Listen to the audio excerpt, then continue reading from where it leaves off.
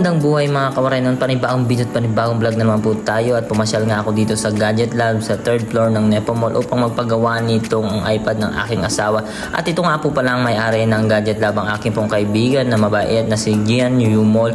At ito po ang mga display nila na ino-offer niya po sa akin na magpapagawa lang sana ako. Meron po silang second hand na iPhone dito at marami rin po silang brand new na iPhone at mga Android phone. At ikaw na po bahalang pumili, may mga case pa po dyan.